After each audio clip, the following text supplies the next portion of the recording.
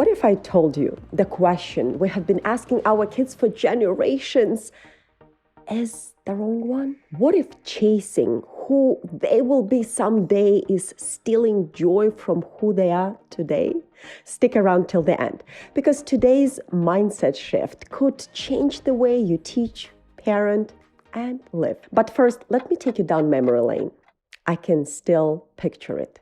The chalky scent of the blackboard, the worn feeling of the wooden chair beneath me as I sat with my feet swinging just above the floor.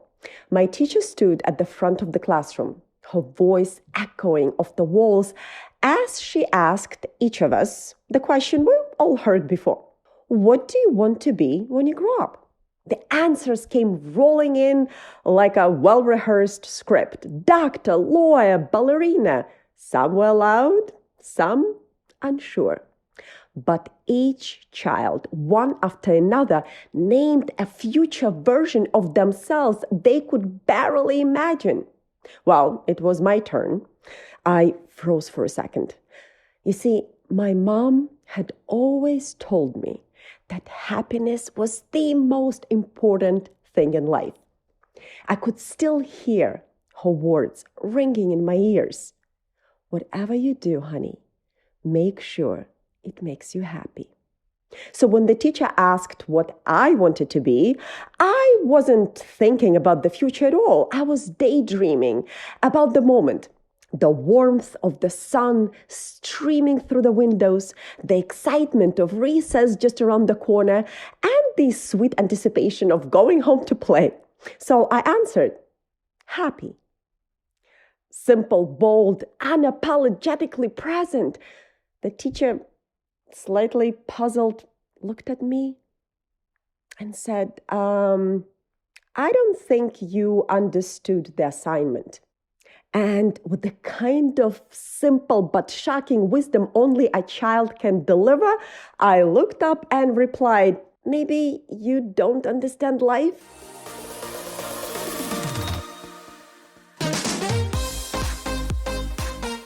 Hey, my friend, and welcome to the Anya Garcia Show. Here, we will explore the science of learning, the art of parenting, and the mindset shifts that help you simplify your journey to amplify your growth. You see, I thought I would find purpose in courtrooms until motherhood showed me it was waiting at home. So I traded my attorney briefcase for the beauty of homeschooling, depositions for diapers, and settlements for sensory play.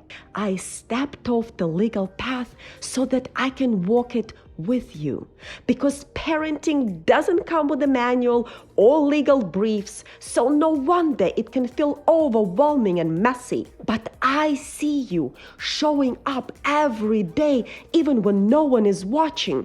And that little voice, am I doing enough? I hear it too.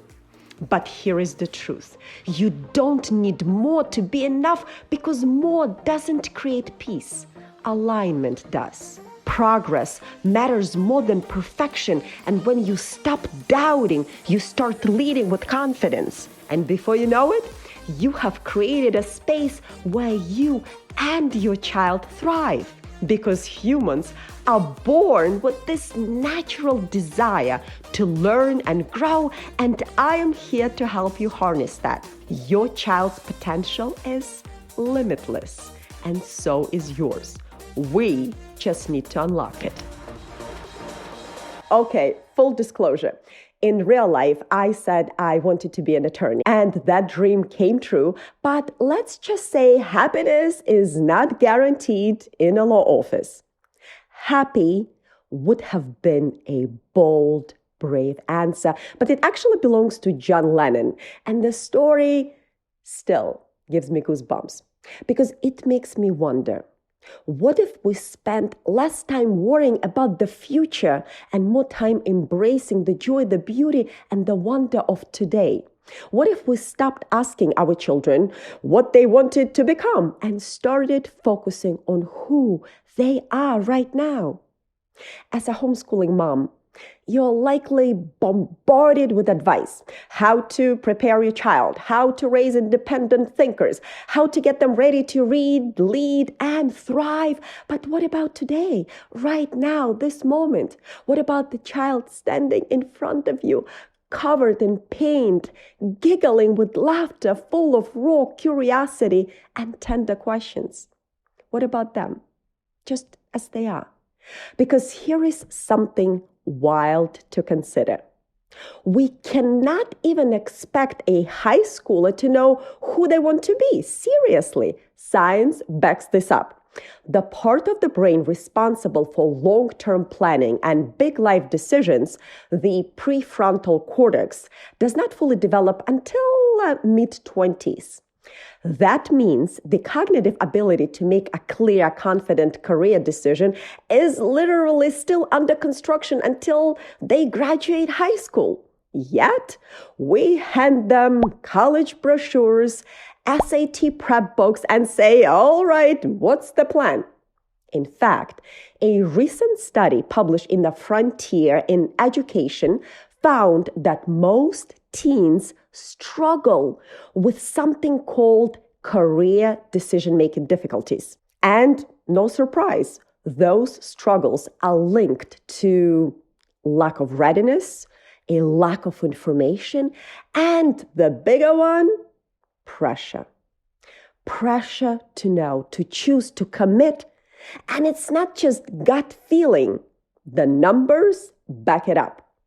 The Best College 2023 student survey found that more than half of high school students, 52% to be exact, feel stressed out or uncertain about choosing a career path too early. So, if we are asking teenagers to define themselves before their brain is fully baked, how much more grace should we give our toddlers and preschoolers, our kindergartners, our beautiful, growing little humans?